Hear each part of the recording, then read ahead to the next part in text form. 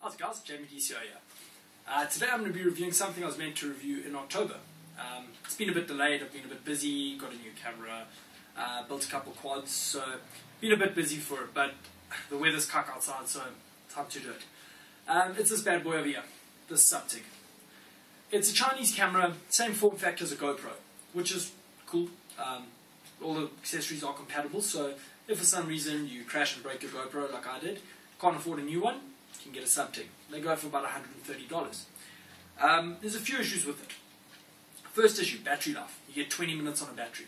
It's nothing. For me it wasn't really an issue. I'm flying FPV with it, so I dremeled a hole in the waterproof case I had, pushed a USB adapter into that port there, and I charged off my receiver's 5 volts. No problem, I could fly for a couple hours. Second thing, if you want to use 720p, which I don't recommend, and you want to push it to 60 frames a second, you need to use the AV cable that comes with the camera. You've got to plug it into your TV or FPV screen, whatever you're using it for. Hold down the middle button, the menu button, go into the menu, and you need to change the settings. You mess around there, you'll find them. You can also, mine came with inverted image, you can turn that off. All that's done via the screen, there's no other way to do it. As I was saying, the 720 I wouldn't recommend. Reasons for that: it looks like cuck. It's blatantly it.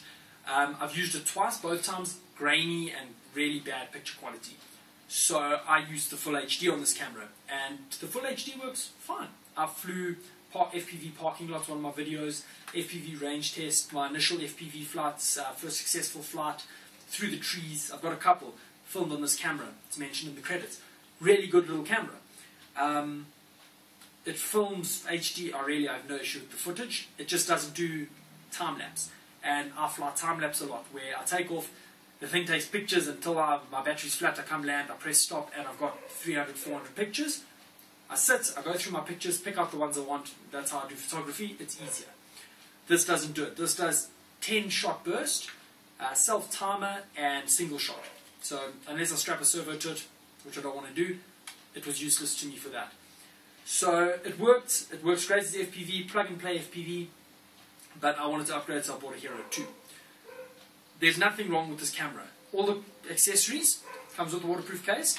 Comes in this little box over here. The accessories it comes with is a vented helmet strap, 2 curved, 2 flat mounts with adhesive patches, a car windscreen mount, the flexible mount, the bicycle handlebar mount, and a set of screws for everything, and the waterproof case. And then it comes with a USB cable, an HDMI cable, and AV cable, which is nice. It takes a standard SD card, has HDMI, which is nice, and it comes with 2 batteries. It works great, plug and play FPV. Like I said, the only issue I had was it doesn't do stills, and the 720 wasn't so great. Having said that, make sure you press record before you fly. I was down when I actually shot FPV parking lot. I had landed, I was between batteries, I pressed stop recording, and I thought I had pressed record again, and I hadn't. And I took off, and I got about 20 meters out, facing away from myself luckily, and the screen went blank. It powers down after a minute, and there's no way to change it if you're not recording. So I got about 20 meters out, pulled my head out of my screen, and I managed to retrieve the quad, luckily. So you just got to make sure of that. It's one of the only downsides to this camera. The waterproof case does work. It is compatible with GoPro. I've mounted my GoPro on it a few times for head mounting while I was flying FPV. All round, it's a good camera for the money you're paying. You must bear in mind you're not paying GoPro prices, you're paying $130.